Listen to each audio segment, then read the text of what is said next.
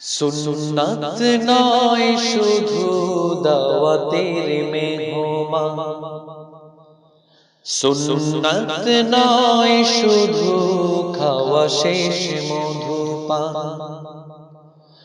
আরো কিছু সুন্নাত আছে তুমি জানো কি? জানলেও জীবনে কখনো তা মানো কি? السلام عليكم ورحمة الله وبركاته. إن الحمد لله والصلاة والسلام على رسول الله وبعد. فقد قال الله تعالى في الكلام المجيد: فأعوذ بالله السميع العليم من الشيطان الرجيم. بسم الله الرحمن الرحيم. يا أيها الذين آمنوا ادخلوا في السلم كافة ولا تتبعوا خطوات الشيطان إنه لكم عدو مبين.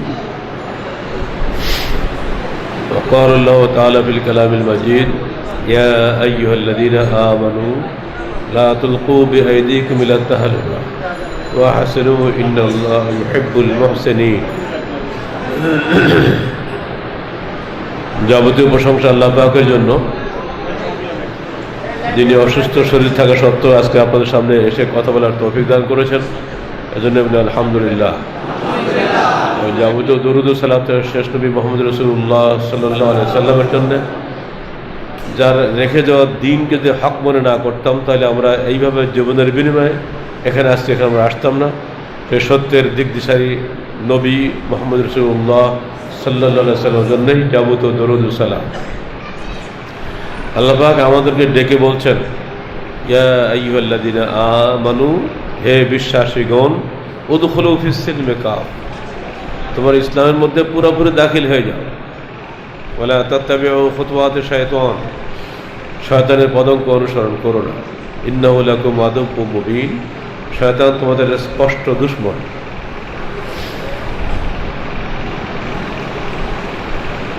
মুমিনদেরকে ইসলামের মধ্যে পূর্ণভাবে দাখিল হওয়ার জন্য আল্লাহ পাক আমাদেরকে আহ্বান জানাচ্ছেন। এর দ্বারা এটি প্রমাণিত হয় আমরা পরিপূর্ণভাবে ইসলামে দাখিল হই নাই। দাখিল হলে আমাদের টাকা থেকে দরকার ছিল। আর এটাও বলা হয়েছে আয়াতের মধ্যে, দাখিল হতে পারি না কেন? শয়তান প্রতি মুহূর্তে আমাদেরকে দাগা দেয়, শয়তান প্রতি মুহূর্তে আমাদেরকে ধোঁকা দেয় বলেই আমরা সত্য চিনতে পারি না। মনে পড়ে মুসা আলাইহিস সালামের কথা, সূরা সাফের মধ্যে যে আয়াতটা এসেছে, ওয়াজ ক্বালা মুসা লিকাওমিহি ইয়া কওমি লিমা তুযুনানি ওয়া কাদ তা'লামুনা আন্নী রাসূলুল্লাহি ইলাইকুম। যখন মুসা তার কওমকে বলেছিলেন, লিমা তুযুনানি, কেন তোমরা আমাকে এত কষ্ট দাও? ওয়া কাদ তা'লামুনা আন্নী রাসূলুল্লাহি ইলাইকুম, অথচ তোমরা জানো যে আমি তোমাদের কাছে আল্লাহর প্রেরিত রাসূল। হযরত মুসা নবীদের মধ্যে সারা জীবনটাই তার কওমের কাছে নির্যাতিত হয়েছে, আর এত দুষ্ট ছিল তার কওমের লোকেরা, এত কপট চরিত্রের লোক ছিল যা চিন্তা করা যায় না। হযরত নূহ সবচেয়ে দীর্ঘদিন নির্যাতিত হয়েছেন, 950 বছর। মুসার আয়ু অত ছিল না, কিন্তু যতদিন তিনি ছিলেন তার কওমের সমাজ নেতা, ধর্ম নেতা, সব নেতাদের কাছে তিনি নির্যাতিত হয়েছেন, তাকে চিনতেই পারেনি। আমাদের রাসূল সম্পর্কে আল্লাহ পাক বলছেন, লাআল্লাকা বাখু নাফসাকা আল্লা ইউমিনু, তুমি লোকেরা ঈমান আনছে না বলে তুমি হয়তো নিজেকে আত্মহত্যা করবে নাকি? প্রত্যেক নবী একই অবস্থা হয়ে গেছে, তার জীবদ্দশায় তাকে কেউ চিনতে পারেনি। তার মৃত্যুর পরে কিন্তু সবাই তাদের অনুসারী। এই বিষয়গুলো সামনে রাখবেন। যারা জ্ঞানী, যারা সত্য সন্ধ, তারা বিষয়গুলো বুঝতে পারছেন। এজন্য বাংলায় একটা কথা আছে, দাঁত পড়ে গেলে দাঁতের মর্যাদা বাড়ে, তাই না? যতদিন দাঁত থাকে ততদিন কোনো ব্রাশ করারই সময় হয় না, খিলাল করারই সময় হয় না। পড়ে যাওয়ার পরে তো ভুল হয়, কি করলাম, কেন আগে ব্রাশ করি নাই, কেন আগে খিলাল করি নাই। সমস্ত পৃথিবীতে ইসলাম বিস্তৃতি লাভ করছে। একদল লোক খুশি এজন্য যে আমাদের দাওয়াতে বহু লোক সালাত শুরু করেছে, বহু লোক আল্লাহ এবং তার রসুলের নাম নিচ্ছে। এটুকু সান্ত্বনাই তাদের জন্য অত্যন্ত বড় জিনিস। আমাদের দাওয়াতে বহু লোক মদ, তাড়ি, গাঁজা ছেড়েছে, কতগুলো নিঃসন্দেহে খুবই সুন্দর কথা। যত দল ইসলামের নামে আছে পৃথিবীতে, সবাই ইসলামের কিছু না কিছু কাজ করে যাচ্ছেন। সবার খেদমতকে আমরা স্বীকার করব, প্রশংসা করব, আল্লাহ কাছে কবুল দোয়া করব তাদের এই খেদমত কবুল করার জন্য। কিন্তু আল্লাহ পাক তো তা বলছেন না।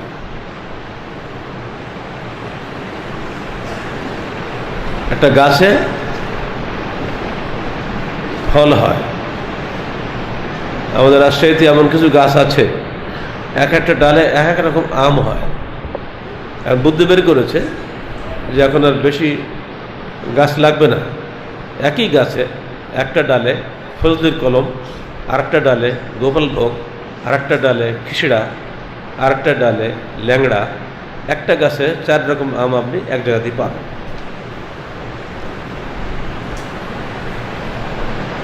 আপনি যখন ইসলামে প্রবেশ করবেন তখন অবশ্যই আপনাকে এর সব সাইড কভার করতে হবে।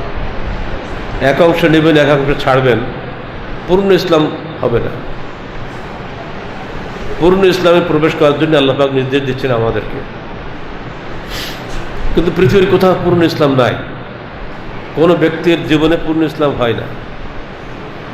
মৌলিক কারণ একটাই, যে শয়তানের প্রতারণা আমাদেরকে সবসময় পিছিয়ে রাখে।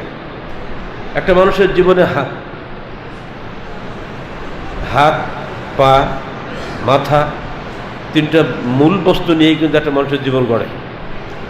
হাতের কাজ হাতে করে, পায়ের কাজ পায়ে করে, মাথার কাজ মাথা করে, কিন্তু 3টাকে বাদ দিয়ে কি কোনটা হবে? এর মধ্যে হয়তো বল মাথাটাই বেশি গুরুত্বপূর্ণ। ঠিক আছে, গুরুত্ব বাড়বে বটে, কিন্তু হাত ছাড়া কি মাথা চলবে? প্রত্যেকটার দরকার আছে। সমাজে চলতে গেলে আবার হাতও লাগবে, পাও লাগবে, মাথাও লাগবে, চোখও লাগবে, কানও লাগবে, নাক চোখ সবই লাগবে। যার চোখ নেই তাকে জিজ্ঞেস করে দেখেন চোখের কি গুরুত্ব, তার কান নেই তার জিজ্ঞেস করেন কানের কি গুরুত্ব। প্রত্যেকটা অঙ্গ প্রত্যঙ্গ অত্যন্ত গুরুত্বপূর্ণ। এজন্য সাহাবে কেরাম আল্লাহ রসুলের কোনো একটা সুন্নতকে পর্যন্ত ছাড়তেন না। আমরা ফকিরে পরবর্তীকালে এসে ফরজ, সুন্নত, মুস্তাহাব, মন্দুব, মকরু ইত্যাদি ভাগাভাগি করেছি, এটা আলমদের কাজ। কিন্তু হাদিসের পরিভাষায় আল্লাহ রসুলের কোনো একটি সামান্যতম সুন্নতকেও তারা ছাড়তেন না, প্রত্যেকটা গুরুত্ব দিয়ে তা পালন করতেন। এমনকি একদিন আল্লাহ রসুল সালাত আদায় করতে করতে স্যান্ডেলটা খুলে ফেলে দিয়েছেন। সাহাবাকেরাম পিছনে যারা মুসল্লি ছিলেন সবাই খুলে ফেলে দিয়েছে, ব্যাপার কি? শেষে আল্লাহ রসুল সাল্লাল্লাহু আলাইহি ওয়াসাল্লাম বেরিয়ে হয়ে সালাম ফেরার পরে বলছে, তোমরা সব স্যান্ডেল খুলে ফেলে দিলি কেন? যদি আপনি ফেলে দিলেন। উনি ফেলে দিয়েছেন বলে সবাই ফেলে দিয়েছে। চিন্তা করুন কীভাবে তারা অনুসরণ করতেন। এতাআত বা ইত্তেবা কাকে বলে দেখেন।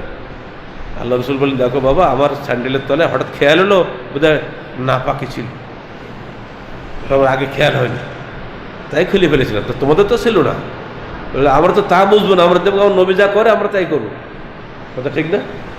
এটাকে বলে ইত্তেবা। এই ইত্তেবা থেকে আমরা অনেক সরে গেছি। একদিন আল্লাহ রসুল রাস্তায় হাঁটছেন, ওমর ফারুকের হাতের মধ্যে হাত দিয়ে। চিন্তা করুন, নেতা এবং কর্মীর মধ্যে সম্পর্ক কেমন হলে, কোথায় নবী আর কোথায় ওমর। কর্মীর হাতের মধ্যে হাত দিয়ে আল্লাহ নবী হাঁটছেন রাস্তায়। এক পর্যায়ে বলছে, ওমর তুমি আমাকে কেমন ভালোবাসো? বলে, আমি দুনিয়ার সব চাইতে আপনাকে বেশি ভালোবাসি, তো আমার জীবনের চাইতে না। আল্লাহ রসুল বলছেন, না, তুমি এখনো ইমানদার হতে পারো না। কিছুক্ষণ পরে ওমর বলছে, হে আল্লাহ রসুল, এখন আমি বলছি আমার জীবনের চাইতে আমি আপনাকে ভালোবাসি। তখন আল্লাহ রসুল বলেন, হ্যাঁ ওমর, এখন তুমি ইমানদার হলে। চিন্তা করেন, মুআয বিন জাবালকে উনি ইয়ামনে পাঠাচ্ছেন, অত্যন্ত জুনিয়র সাহাবী, অনেক কনিষ্ঠ সাহাবী। মুআযকে ডেকে বলছে, মুআয তুমি যাচ্ছ ইয়ামনে, সেখানে গিয়ে মানুষকে প্রথমে ইসলামের দাওয়াত দিবা, যদি তারা কবুল করে তাদেরকে সালাতের আদেশ দিও। যদি তারা কবুল করে তো তাদেরকে জাকাতের আদেশ দিও। আর জাকাত নেবা তোমরা ধনীদের কাছ থেকে জাকাত নিবা। তুরাদ্দু ইলা ফুকারাইহিম, ওই দেশের যারা অভাবগ্রস্ত তাদের মধ্যে দান করবা। মনে রেখো মজ, তুমি এমন একটা দেশে যাচ্ছ সেখানকার লোকের অধিকাংশ ইহুদি খ্রিস্টান। অতএব সবার আগে তুমি দেখবা তারা আল্লাহর কোরআন বা তার নবীকে স্বীকার করে কিনা। যদি স্বীকার করে তাহলে সালাত স্বীকার করলে তাহলে জাকাত। ভাষাটা খেয়াল করছেন?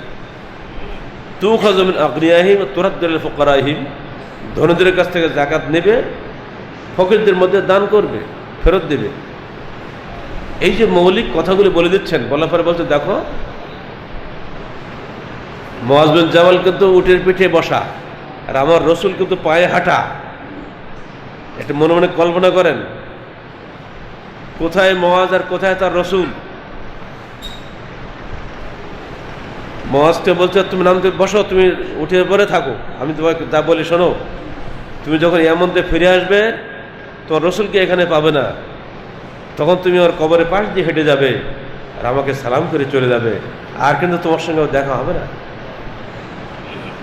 তাই বলতে ঠিকই তাই, মুআয ফিরে এসে আল্লাহর নবীকে পায়নি। এই যে বিদায়ী কথাগুলো তাদের জীবনতে আসছে, একটা মানুষকে প্রথমে দাওয়াত দাও, দেখো সে ইসলাম কবুল করে কিনা।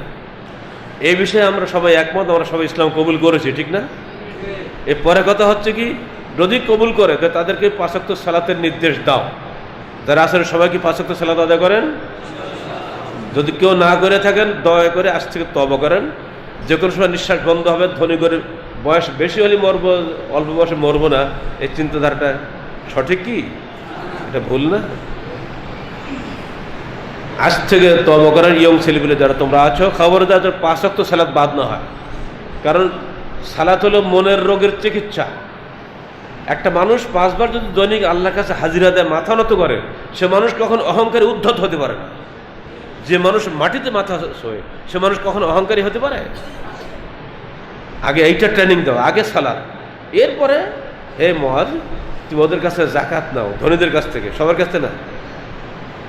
তারপরে তুরাদ্দু ইলা ফুকারাইহিম, ওই দেশে যারা ফকির অভাবগ্রস্ত তাদেরকে ফেরত দাও। জাকাতকে আমরা সবাই দেই, বড় লোকের জাকাত নাই। আমার ভুল বুঝবেন না আপনারা, অধিকাংশ বড় লোকের জাকাত নাই। জাকাত আছে মধ্যবিত্তের কাছে, তাদের জাকাত খুবই কম।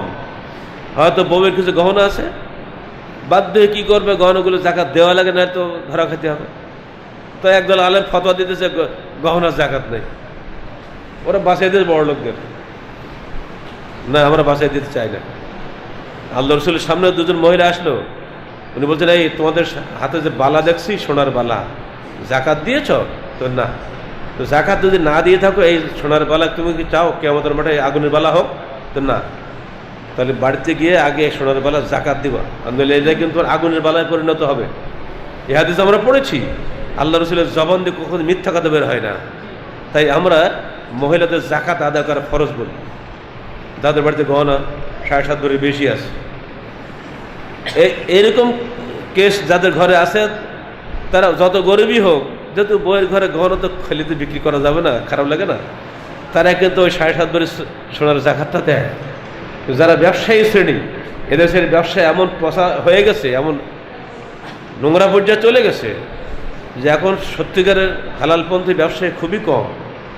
সরকারি এমন এমন ট্যাক্স একটা পর একটা চাপাচ্ছে, তো হালাল হারাম বাঁচার কোনো উপায় নেই। একটু ভ্যাট ছিল, ভ্যাটের সঙ্গে এবার আবার লাগলে আবগারি শুল্ক। ব্যাংকে টাকা রাখবেন আপনি, ওখান থেকে আবার টাকা নেবে, সরকার কেটে নেবে।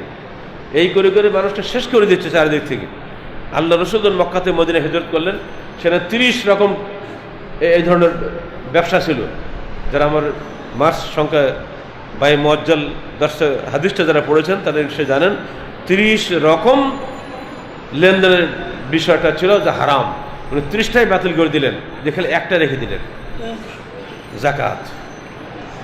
আর ঋণ নিতে হবে, ঋণ দাও, কর্জে হাসানা, ঋণের বিনিময়ে বেশি টাকা নিতে পারবো না। 100 টাকা ঋণ দিয়ে যদি 110 টাকা নেন, 10 টাকা সুদ হবে না? এটা তো সুদের মশলা আমরা সবাই জানি। 100 টাকা ঋণ দিয়ে যে 110 টাকা দেয়, 10 টাকা সুদ, ক্লিয়ার।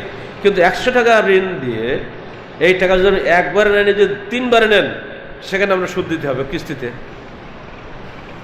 আমরা সুবিধা দিল কিস্তি, কিন্তু টাকায় টাকা লাভ করলো। যদি একসঙ্গে 10 টাকা দিলে সুদ হয়, তাহলে কিস্তিতে ওই টাকাটা দিলে সুদ হবে না। কিস্তির ব্যবসা চলছে সমানে, যতগুলো ব্যাংক সব চলছে এর উপরেই, সবই সুদি কারবার। যত ব্যাংক আছে বাংলাদেশ, ইসলামী ব্যাংকে মানুষ টাকা রাখে ইসলামের ভক্তিতে, সেখানে একই কেস। এজন্য সবাই জানেন ঋণগ্রস্ত জাকাত নাই। এদেশে বড়লোক হতে গেলে ব্যাংকের লোন নিতে হয়। ব্যাংক লোন না নিলে 10 তলা 5 তলা বিল্ডিং করতে পারে না। না নিলে ইনকাম ট্যাক্সের ভয় আছে, ইনকাম ট্যাক্স এলে ধরবে, বেটা তোমার বহু টাকা, গভর্নমেন্টকে এত টাকা দাও। এখন যদি আমি লোন দেখাতে পারি যে আমি লোন দিয়ে করেছি, তাহলে আমার আর ইনকাম ট্যাক্স লাগে না। এটা তো নাকি এই ইনকাম ট্যাক্স ইচ্ছায় হোক অনিচ্ছায় হোক ওরা ঋণ নেবেই। ফলে কোটি কোটি টাকার মালিকও বলে, আমাকেই বলতে সরাসরি, ভাই একটু বলে দেন আমার এবার জাকাত নেই। 2জন মাদ্রাসাওয়ালারা আসছে উত্তরবঙ্গ থেকে, আমাকে বলছে একটু বলে দেন আমাদের এবার জাকাত নেই। অথচ অত বড় ধনী লোক ঢাকাতে তখন ছিল কিনা সন্দেহ। কারণ কি, ওই যে মসলা জানে ঋণগ্রস্ত জাকাত নাই। ওই জন্যই ভাই বললাম বড় লোকের জাকাত নাই। যদিও বড় লোক অধিকাংশ ঋণগ্রস্ত, সাবধান। আপনি ঋণগ্রস্ত কিনা আল্লাহ ভালো জানে, কি জন্য ঋণ নিয়েছেন তাও আল্লাহ ভালো জানে। ইনকাম ট্যাক্স ফাঁকি দেওয়ার জন্য ঋণ করেছেন কিনা ওটাও আল্লাহ ভালো জানে। আল্লাহকে ফাঁকি দেওয়ার চেষ্টা করবেন না। ধনী গরিব নিয়ে সমাজ চলবে। ধনীরা যেন অহংকার না করে যে আমরা টাকার মালিক হয়েছে, অতএব গরিবরা সবসময় আমাদের পায়রাবি করবে। খবরদার, এই অহংকার করলে আপনি ধ্বংস হয়ে যাবেন। আল্লাহ আপনাকে টাকা দিয়েছে, আল্লাহ আপনার ভাইকে টাকা দেয়নি, এটা আল্লাহর ইচ্ছা। নাহানু কাসামনা মাইশাতাহুম, আল্লাহ বলছে আমি নিজে রুজি বন্টন করি, কাউকে ধনী বানাই কাউকে গরিব বানাই, এটা আমার কাজ। ধনীরা যদি অহংকারী হয়ে যায়, সে সমাজ ধ্বংস হয়ে যাবে। আর গরিবরা যদি একেবারে ধনী থেকে বিচ্ছিন্ন হয়ে যায়, ধনীরাও চলতে পারবে না। অতএব পরস্পরে ডান হাত বাম হাতের মতো সহযোগী হিসেবে দুনিয়া চলতে হবে। ধনীদের দায়িত্ব হলো গরিবদের প্রতিপালন করা। এখানেই যে আল্লাহ পাক বলছেন তোমরা সাদকা দাও, বলে আতুলকু বিআইদিকুম ইলা তাহলুকা, খবরদার তোমরা নিজেদেরকে জাহান্নামে ধ্বংসে নিক্ষেপ করো না। কেন এটা বললেন? আপনার টাকা গেলে তো আপনার কমে গেল, তো আল্লাহ বলছে আপনি টাকা খরচ না করলে আপনি ধ্বংস পড়ে যাবেন। ইয়ামহাকুল্লাহ রিবা ওয়া ইউরবিস সাদাকাত, সাদকায় রুজি বৃদ্ধি করে, দেশে সমৃদ্ধি নিয়ে আসে, আর সুদ সংকীর্ণ করে। এই যে কোরআনের আয়াতটা, এর ব্যাখ্যা কয়জনে বুঝেন? আমি দেখতে পাচ্ছি আমার পকেটে দিব্য 10,000 চলে গেল, আমি কমে গেল না? তো আল্লাহ বলছে তুমি যদি সাদকা দাও তাহলে তোমার রুজি বেড়ে গেল। তা আল্লাহ কথার সঙ্গে বাস্তবতার কিন্তু মিল নেই। আর আল্লাহ বলছেন সুদ তোমার রুজি সংকীর্ণ করে দেবে। তা আমি দেখতে যে সুদ আমার রুজি বাড়িয়ে দিচ্ছে, তো আল্লাহর কথার সঙ্গে ডাইরেক্ট গরমিল হয়ে যাচ্ছে না? তাহলে কি বলবেন আমি ঠিক আল্লাহ বে ঠিক? এ কি বলা যাবে? তাহলে নিশ্চয়ই আমার বুদ্ধির গোলমাল আছে, এর অর্থ তাই না? যে বুঝতে না পারলে তো তুমি ভুল, আমি ঠিক। এই তো গোয়ার গোবিন্দ যারা কিছু লোক আছে না, ওরা এরকম বলে না, আরে বাবা তুমি বাদ দাও, আমি তো ঠিক আছে না। সুদে কিভাবে ধ্বংস ডেকেন আপনি দেখেন। এ তো ব্যবসায়ী এলাকা, আপনি সুদের ভিত্তিতে ব্যবসা করেন, টাকা আপনার ঘরে ভর্তি, আপনার ব্যবসা ভর্তি, গোডাউন ভর্তি মালামাল রয়েছে, আপনি জাকাত দেন না। আপনার কর্মচারী যারা আছে একেবারে কম বেতন দেন, তারা খেয়ে পরে বাঁচতে পারে না। গার্মেন্টসে যারা চাকরি করে ওটি বেতন হলো, ফকির ভিক্ষু বলতে ওতে বেশি দেয়। আমরা এত লড়াই টড়াই করে তো এখন বোধহয় একটু বেশি হয়েছে এই সরকার আমলে, ধন্যবাদ দিতে কিছুটা বেড়েছে। ওই টাকা দিয়ে সে খাবে কি আর জাকাত দেবে কি? কিন্তু আপনার টাকা ঠিকই আছে, আপনার টাকা কম নেই। এখন ভালো, আপনার যে টাকা ফ্যাক্টরিতে ইনকাম করলেন, লুঙ্গি শাড়ি যা কিছু করলেন, এগুলি কিনবে কে? আপনি কিনবেন না গরিব মানুষই কিনবে? বলেন, সাধারণ মানুষ কিনবে তো? সাধারণ মানুষের পকেটে পয়সা নেই। যদি আপনি জাকাত দিতেন, ওই জাকাত দিয়েই কিন্তু তারা আপনার লুঙ্গিটা কিনতো। কিন্তু আপনি তো জাকাত দেন না, আপনি দান ভিক্ষা কিছু করেন না, আপনি খালি নিজে খাবেন, নিজের তালেতে আসেন। খালি একটা বাড়ি আছে, ওদিকে সবার লোক হয় না। ঢাকায় 3টে বাড়ি, চিটাগাঙে 2টো বাড়ি, লন্ডনে বাড়ি। এত বাড়ি কি দরকার? বলে দিচ্ছি, ঢাকা শহরে যাদের মেলা বাড়িঘর আছে, একটা বাড়ি আমাকে দান করে দেন। মনে থাকবে নরসিংদী লোকদের? ঢাকা শহরে যাদের বাড়ি আছে, একটা বাড়ি আমাকে দান করে দিতে হবে আপনাদের। 3 তলা হোক আর 5 তলা হোক, এটা একটা কবরে যাবে না। কারণ আমাদের আন্দোলনের অফিস ভাড়া দিচ্ছে যুগ যুগ ধরে, আর অফিস ভাড়া দেওয়া যাবে না। একটা বাড়ি দান করে দেন, ওই বাড়িটা আমরা ওয়াকফ করে দেবো আন্দোলনের জন্য। কারো সাহসে কুলাচ্ছে না, একাধিক বাড়ি যারা আছে তারে, অন্যদের কাছে আর চাচ্ছে না। মাথায় রাখবেন কথাটা। আহলে হাদিসের বহু বাড়ি দেখেছে ঢাকাতে আমি। ওরা বাড়ি যাবে কোথায়? মৃত্যুর পরে তো একটা কাপড়ের কাপড় সাথে কিছুর সঙ্গে তার যাবে না, সব পড়ে থাকবে দুনিয়ায়। কোনো কাজে লাগবে? এই হতভাগারা এত বখিল, এত কৃপণ, বলে আমরা আহলে হাদিস। লজ্জা করো না তোমার? কোরআন হাদিস বলছে ব্যয় করো, আর তুমি বলছো আয় করো, খালি জমা করো। ওয়াইলুল লিকুল্লি হুমাযাতিল লুমাযাতিন আল্লাযী জামাআ মালাও ওয়া আদ্দাদা। খালি মাল জমা করে আর খালি গণনা করে, এই মাসে ব্যাংকে কত টাকা ঢুকলো। আরে বেটা, তুমি দেখো কত টাকা তুমি খরচ করলে। ওয়াকরিদুল্লাহ কারদান হাসানা, যেটা খরচ করবে ওটাই আল্লাহকে ঋণ দেওয়া হলো। ওই ঋণটা আল্লাহ তোমাকে দেবে বহুগুণ বেশি, তোমার আল্লাহকে ফেরত দেবে কিয়ামতের দিন। এই বিশ্বাস আমরা করি না তো? মানদাল্লাযী ইউকরিদুল্লাহ কারদান হাসানা ইউযাইফা লাহু আদাফান মুদাআফা। আল্লাহ কাছে যে ব্যক্তি কর্জ দেয়, আল্লাহ তাকে বহুগুণ বেশি দান করে থাকে। এইখানে গিয়ে আয়াতের ব্যাখ্যা পাওয়া গেল, সুদ রুজিকে সংকুচিত করে আর সাদাকা রুজিকে বিস্তৃতি দান করে। যদি আপনি ব্যবসায়ী মানুষ, যদি আপনি দান করতেন 40 ভাগের 1 ভাগ ঠিক মতো, তাহলে বহু গরিব আপনার ওই টাকা দিয়ে আপনার ওই গোডাউনের মালটা কিনতে পারত। কিন্তু আপনি যেহেতু দান করেন নাই, ফলে আপনার টাকা ওরা পায় নাই, ফলে ওরা কিনবে। কি দিয়ে কিনবে? ইসলামী অর্থনীতির মূল ভিত্তি এখানে রয়েছে।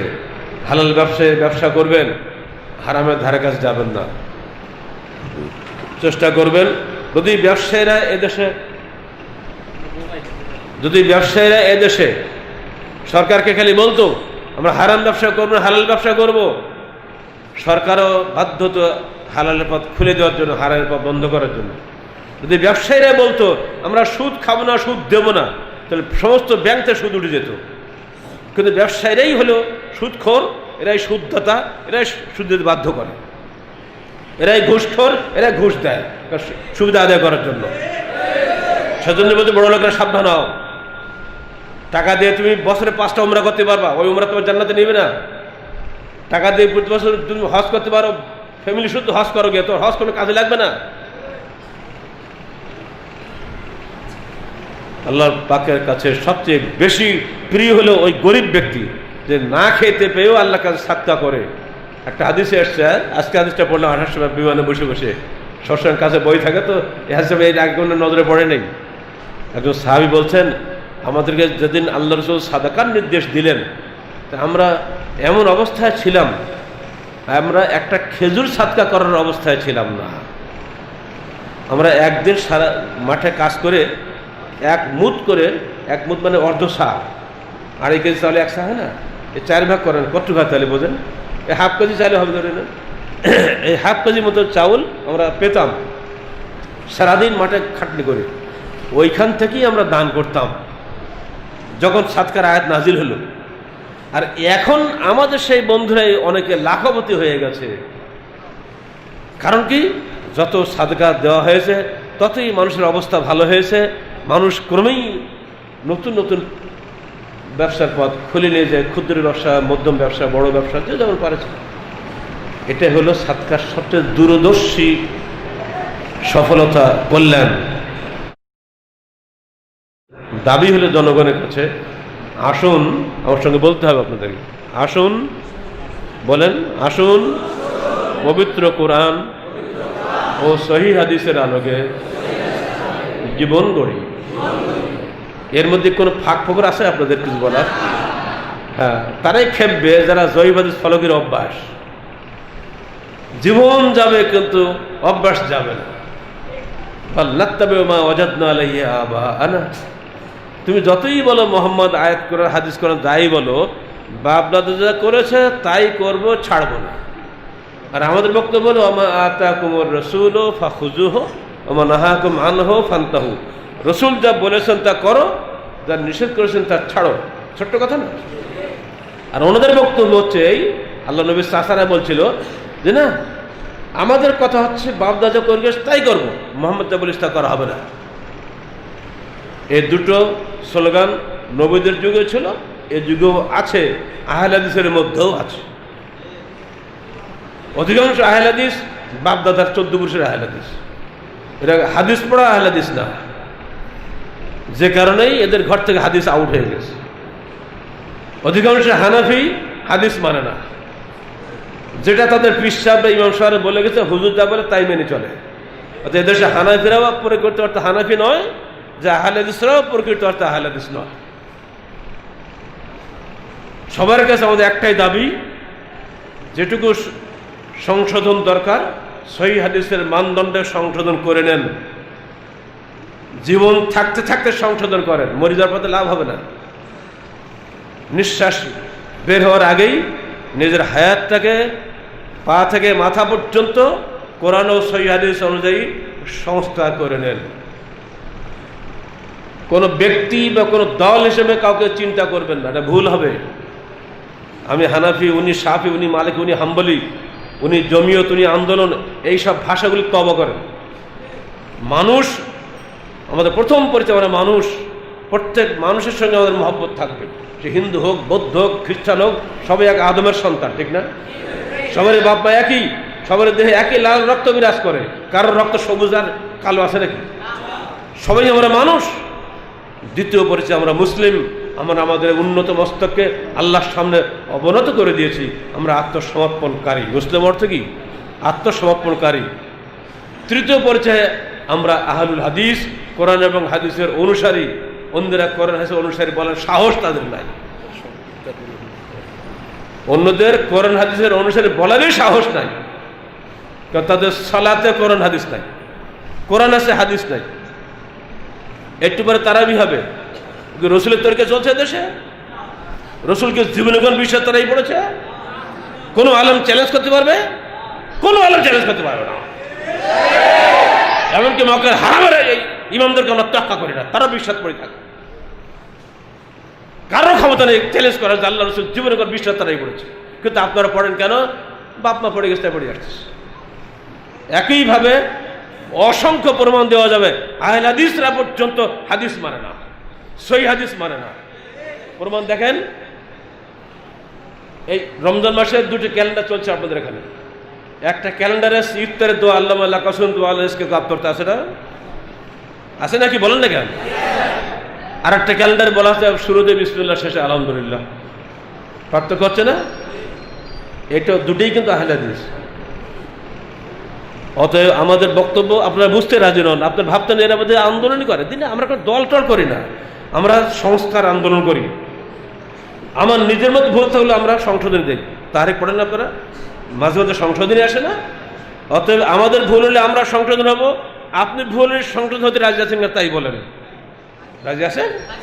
নাই, ও মুখে বলছেন, আসলে নাই। যার যা ভুল আছে, ভুল সংশোধন করতে হবে, রাজি আছেন কিনা বলেন? কিসের আলোকে? সহিহ হাদিসের আলোকে, জয়ী হাদিসের আলোকে নয়। এইখানে গিয়ে আমি হানাফি ভাইদেরকে বলি, ভাই আমাদের হিংসা করে লাভ হবে না। আমরা যা বলছি এটা আপনাদেরও কল্যাণ, আমাদেরও কল্যাণ। ইমাম আবু হানিফা বলে গেছে, ইজা সাহাল হাদিস ফাহুয়া মাযহাবুনা, সহিহ হাদিসটাই আমার মযহাব। আমাদের বক্তব্য, আমাদের সহিহ হাদিসটাই আমাদের মযহাব। এই সহজ সরল কথাটাই সারা জীবন এদেশের মানুষকে আমরা বলে যাচ্ছি। কিন্তু আমার নিজের ঘরের লোক আমাদের চিনতে পারলো না, বাহিরের লোক আমাদের চিনতে পারে নাই। সবাই এখানে হিংসা, বিদ্বেষ, গালিগালাজ। প্রত্যেকদিন মধ্যে আমি যে কত যে গালিগালাজ চাই আপনাদের কাছ থেকে, হিসাব করলে আল্লাহর আমলের মধ্যে ভরিয়ে গেল।